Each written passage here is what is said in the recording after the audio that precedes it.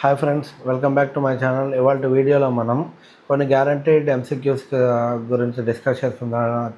ఇవాళ టాపిక్ వచ్చేసి మనకి కంటింజెంట్ లయబిలిటీస్, కంటింజెంట్ అసెట్స్. ఇవి ఎగ్జాక్ట్గా ఐసీఏ మెటీరియల్ నుంచి తీసుకోవడం జరిగిందండి. సో ప్రీవియస్ ఇయర్ క్వశ్చన్స్లో చాలా వరకు వీటి నుంచి అడిగారు. సో అందుకని యాస్టీస్ అవే క్వశ్చన్స్ నేను తీసుకొని ఇక్కడ మీకు ఎక్స్ప్లెయిన్ చేయడం జరుగుతుంది. Let start our session. First question, contingent asset usually arises from unplanned or unexpected event that give rise to.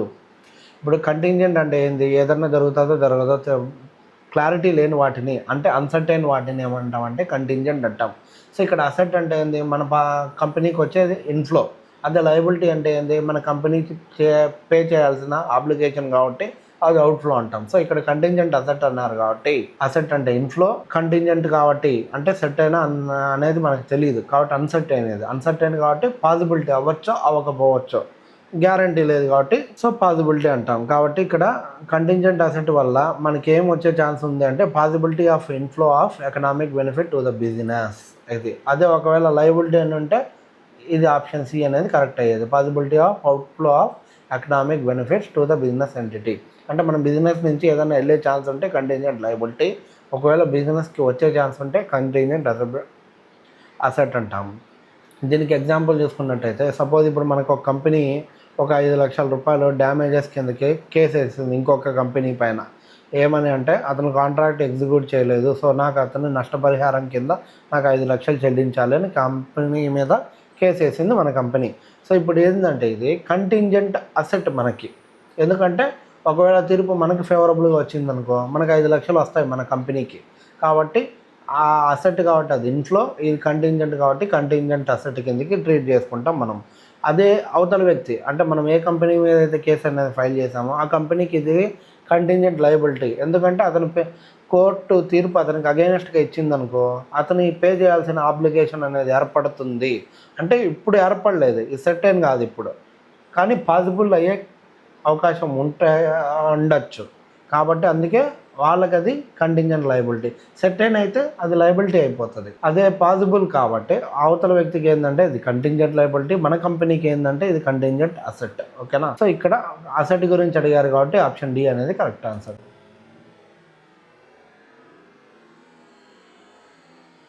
Next question number 2.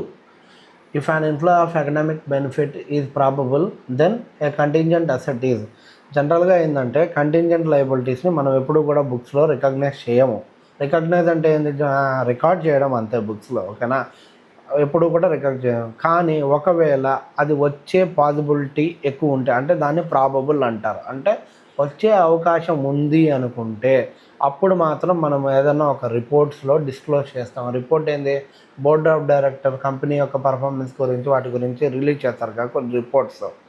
So ఆ రిపోర్ట్స్లో మాత్రం ఇట్లా మాకు ఒక కంటింజెంట్ అసెట్ ఉంది, అది వచ్చే ఛాన్స్ ఉంది, ఎంత మేరకు మాకు అమౌంట్ రావచ్చు అని మనము ఏం చేస్తాము? డిస్క్లోజ్ చేస్తుంది మన కంపెనీ. సో దాన్ని ప్రాబబుల్ అంటాం. సో ఇట్లా వచ్చే ఛాన్స్ ఉంది అన్నప్పుడు మాత్రమే మనము ఈ రిపోర్ట్స్లో అనేది మెజర్ చేయడానికి పాసిబుల్ ఉంటుంది. లేకుంటే కంటింజెంట్ అసెట్ని కానీ లయబిలిటీని కానీ అక్కడే కానీ చూపించాం. సో ఆప్షన్ సి అనేది ఇక్కడ correct answer. Next question number 3. In case of dash either outflow of resources to settle the obligation is not probable or the amount expected to be paid to settle the liability cannot be measured with sufficient reliability. అంటే ఏ కేసులో మనకి outflow అనేది certain కాదు, plus amount కూడా మనం ఎటువంటి అమౌంట్ని కూడా ఎక్స్పెక్ట్ చేయలేకున్నాము, మనం పే చేయాల్సింది ఎంత అనేది మనం డిసైడ్ చేయలేకున్నాం, మెజర్ చేయలేకున్నాము. అంటే మనం పే చేయాల్సింది అనగానే ఏం గుర్తుకు రావాలి? అవుట్ఫ్లో అంటే ఏంది? మనం లయబిలిటీ పే చేయాల్సిన అంటున్నాం అంటే ఏంది? అన్సర్టైన్ కదా, ఇక్కడ అన్సర్టైన్ కాబట్టి కంటింజెంట్ లయబిలిటీ ఆటోమేటిక్గా ఆన్సర్. ఆప్షన్ సి అనేది ఇక్కడ contingent liability. Contingent liability is a possible obligation it fails one of the 2 recognition condition. Contingent liability అంటే పాసిబుల్ అయ్యే ఒక ఆబ్లిగేషను, ఒకవేళ రికగ్నిషన్ కండిషన్ ఉంటుంది ప్రతిదానికి. మనం బుక్స్లో ఏదైనా రాస్తామంటే ఏంది? ఆ ఈవెంట్ ఏంది తెలియాలి, ప్లస్ దాని యొక్క అమౌంట్ ఏందనేది తెలియాలి కదా. ఇక్కడ కంటింజెంట్ లయబిలిటీ కేసులో ఏంటి అంటే ఏదైతే payment is not probable, payment అంతా మనం చెప్పలేము, లేదా అమౌంట్ని కనీసం ఎస్టిమేట్ అన్నా చేయగలుగుతామా లేదా. Next question number 4, present liability of uncertain amount which can be measured reliably by using a substantial degree of estimation is termed as. ఇప్పుడు ప్రజెంట్ లయబిలిటీ అంటున్నాం, ఆఫ్ అన్సర్టైన్ అమౌంట్ అంటున్నాం, అంటే ఇక్కడ లయబిలిటీ అనేది ప్రజెంటే, అంటే లయబిలిటీ ఉంది, కాకపోతే ఏంటంటే అమౌంట్ ఎంతో మనకు తెలియట్లా, దాన్ని మెజర్ చేయలేకున్నాం. సో అలాంటప్పుడు దాన్ని ఏమంటామంటే ప్రొవిజన్ అంటాం. అదే కదా మనం ఇందాక డిస్కస్ చేసినది. అసలు అమౌంట్ తెలియదు, టు రికగ్నిషన్ ప్రిన్సిపల్, అసలు పే చేయాల్సిన ఆబ్లిగేషన్ కూడా తెలియదు అంటే కంటింజెంట్ లయబిలిటీ. మనకు అమౌంట్ లేదా పే చేయాల్సిన ఆబ్లిగేషన్ రెండిట్లో ఒకటి మనకు తెలుసు అనుకుంటే దాన్ని ప్రొవిజన్, రెండూ తెలుసు అనుకుంటే అది లయబిలిటీ. ఓకేనా, ఇక్కడ వాడు తెలుసు కాబట్టి దీన్ని ఏమంటామంటే ప్రొవిజన్ అంటారు. ఓకేనా, ఆప్షన్ బి అనేది ఇక్కడ correct answer. Question number 5, in the financial statements contingent liability is. Financial statements అంటే ఏంది, balance sheet, profit and loss account, cash flow statement, ఇలాంటి స్టేట్మెంట్స్ అన్నీ ఉంటాయి కదా, వీటిని ఫైనాన్షియల్ స్టేట్మెంట్స్ అంటారు. సో ఇక్కడ కంటింజెంట్ లయబిలిటీని ఏం చేస్తామన్నాము, కంటింజెంట్ లయబిలిటీని ఎప్పుడు కూడా మన బ్యాలెన్స్ షీట్లో వాటిలో చూపించమని ఆల్రెడీ డిస్కస్ చేసాం కదా. చూపించమంటే ఏంది, వాటిని రికార్డ్ చెయ్యము అని. రికార్డ్ చేయము అంటే దాని అర్థమైంది అంటే రికగ్నైజ్ చెయ్యము అంటే అని, చెయ్యము కాబట్టి నాట్ రికగ్నైజ్డ్ అని, ఆప్షన్ సి అనేది ఇక్కడ correct answer. Next question number 6, A contingent liability need not be disclosed in the financial statement. Contingent liability అనేది ఫైనాన్షియల్ స్టేట్మెంట్లో డిస్క్లోజ్ చేయాల్సిన పని లేదు అని, అంటే జనరల్గా అయితే పే చేయాల్సిన పని లేదు, కానీ మనము అట్లా బ్లైండ్గా పే చేయాల్సిన పని లేదు అని చెప్పడానికి లేదు. మనకు ఒకవేళ అసలు వచ్చే ఛాన్సే లేదు, కంప్లీట్గా వచ్చే అవకాశమే లేదన్నప్పుడు మాత్రమే మనం చూపించాం. ఒకవేళ కొంచెం అవకాశం ఉంది వచ్చేదనుకుంటే మనం నోట్స్లో రాయాలి, డైరెక్టర్ నోట్స్ అని చెప్పాం కదా, బోర్డ్ ఆఫ్ డైరెక్టర్స్ నోట్స్ అంటే ఏంది, జనరల్గా మనం ఎప్పుడు కంపెనీ కూడా ఫైనాన్షియల్ ఇయర్ ఎండ్ అవ్వగానే బ్యాలెన్స్ షీట్ని ప్రజెంట్ చేస్తుంది. ఈ బ్యాలెన్స్ షీట్లో ఉన్నది ఏంటి అనేది ఎక్స్ప్లెయిన్ చేయడం కోసం కింద నోట్స్ రూపంలోని కొన్ని సపోర్టింగ్ డాక్యుమెంట్స్ని కూడా ఎంక్లోజ్ చేయడం జరుగుతుంది. ఈ నోట్స్ ఏంటంటే ఎక్స్ప్లెయిన్ చేస్తుంది ప్రతిదీ, బ్యాలెన్స్ షీట్లో ఉన్న ప్రతి ఐటమ్ని. సో అలాంటి నోట్స్లో ఏం చేయాలంటే మనం ఈ కంటింజెంట్ లయబిలిటీ యొక్క ప్రాబబిలిటీని బేస్ చేసుకొని మనం అక్కడ డిస్క్లోజ్ చేయాల్సి ఉంటుంది.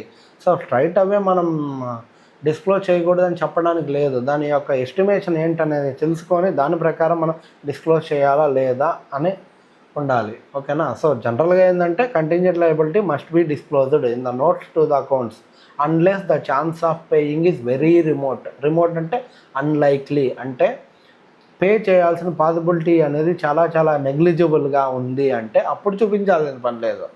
సో కొంచెం పాసిబిలిటీ ఉంది అంటే ఖచ్చితంగా చూపించాలి, కాబట్టి ఇది ఫాల్స్.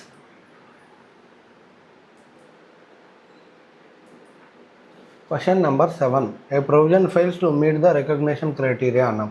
అసలు రికగ్నిషన్ క్రైటీరియా అంటే ఏంటి అంటే బుక్స్లో రికార్డ్ చేయడం. రికార్డ్ ఎప్పుడు చేస్తాం, ఏదర్ అవుట్కమ్ అనేది పాసిబుల్ అయితే, అంటే అది ప్రజెంట్ మనకున్న ఆబ్లిగేషన్ అయితే, లయబిలిటీ అయితే రికగ్నైజ్ చేస్తాం. లేదు లయబిలిటీ కాదు కానీ అయ్యే ఛాన్స్ ఉంది అనుకుంటే, లేదా ప్రాబబుల్ అవుట్ఫ్లో అని.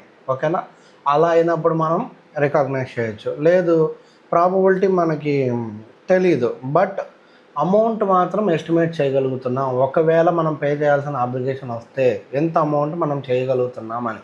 ఓకేనా, ఇట్లా అమౌంట్ని మెజర్ చేయగలుగుతున్నాము అంటే సో అప్పుడు మనం రికగ్నైజ్ చేస్తాము. సో ప్రొవిజన్ అనేది ఏంటి, కంటింజెంట్ లయబిలిటీ అనుకో, ఎటువంటి రికగ్నిషన్ క్రైటీరియా లేదు, అంటే మనకి ఎంత అమౌంటో తెలియదు, అసలు పే చేయాలా లేదో మనకి ఎటువంటి ఇన్ఫర్మేషన్ తెలియదు అనుకుంటే అప్పుడు మనం దాన్ని కంటింజెంట్ లయబిలిటీ అంటాం. కానీ ప్రొవిజన్ అంటే ఏంది, మనకి పే చేసే ఆప్షన్ ఏర్పడే ఛాన్సెస్ ఉన్నాయి అని తెలిసినప్పుడు దాన్ని మనం ప్రొవిజన్ కిందికి అంటాము.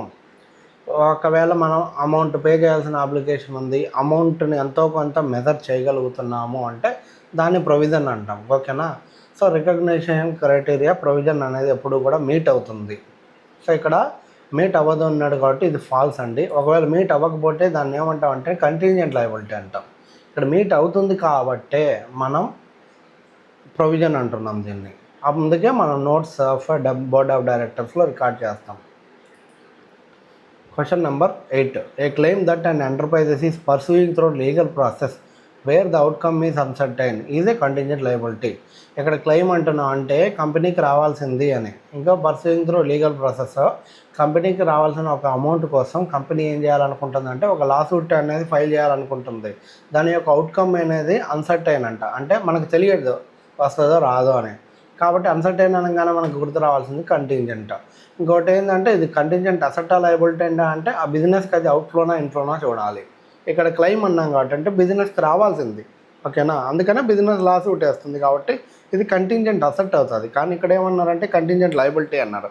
లయబిలిటీ ఏంటి అవుట్ఫ్లో, కానీ ఇక్కడ ఏంది క్లెయిమ్ కాబట్టి ఇది ఇన్ఫ్లో కాబట్టి కంటింజెంట్ అసెట్ అనేది కరెక్ట్ ఆన్సర్. కంటింజెంట్ లయబిలిటీ ఇచ్చాడు కాబట్టి ఇది ఫాల్స్, ఓకేనా. Next question number 9. When it is probable that the firm will need to pay off the obligation, this gives rise to the contingent liability. అంటే ఇప్పుడు payment అనేది probable and అమౌంట్ని కూడా మనం ఎస్టిమేట్ చేయగలుగుతున్నాము అంటే దాన్ని ఏమంటామంటే ప్రొవిజన్ అంటాం. దాన్ని కంటింజెంట్ లయబిలిటీ అనము. కంటింజెంట్ లయబిలిటీ అంటే ఇది ఎప్పుడు when it is possible not probable, అంటే పే చేసే ఆప్షన్ ఏర్పడే అవకాశం ఉంది కానీ అది ఇంక మనకు తెలియట్లే. పే చేయొచ్చు చేయకపోవచ్చు, మనకి గ్యారంటీ లేదు, సో దాన్ని పాసిబుల్ అంటాం. గ్యారంటీ ఉంటే దాన్ని ప్రాబబుల్ అంటాం, ఓకేనా. సో ఇక్కడ ఏమన్నారు ప్రాబబుల్ అన్నాడు కాబట్టి ఇది కంటింజెంట్ లయబిలిటీ కింద కాదు. కంటింజెంట్ లయబిలిటీ అనేది పాసిబుల్. అంటే ఎప్పుడు పాసిబుల్, కోర్టులో తీర్పు మనకు అగైనెస్ట్కి వస్తే పాసిబుల్, ఒకవేళ రాకపోతే అది నాట్ పాసిబుల్. సో ఇక్కడ ప్రాబబుల్ అన్నాం కాబట్టి ఇది ఖచ్చితంగా ఏమవుతుంది అంటే ఫాల్స్ అవుతుంది, ఓకేనా. Next question number 10. Present financial obligation of an enterprises which arises from past event is termed as. పాస్ట్లో జరిగిన ఒక ఈవెంట్ వల్ల ప్రజెంట్లో కనుక మనకు ఆబ్లిగేషన్ ఏర్పడితే దాన్ని లయబిలిటీ అంటాం కానీ కంటింజెంట్ లయబిలిటీ అనము. కంటింజెంట్ లయబిలిటీ అంటే ఏమి, వచ్చే అవకాశం ఉంది అంటే ఆబ్లిగేషన్ ఏర్పడే అవకాశం ఉన్న వాటిని మాత్రమే కంటింజెంట్ అంటాము. ఇది ఆల్రెడీ చెప్పేస్తుంది ప్రజెంట్ ఆబ్లిగేషన్ ఉంది మనకి. ఈ ఆబ్లిగేషన్ ఎలా వచ్చిందంటే పాస్ట్లో జరిగిన ఒక ఈవెంట్ వల్ల.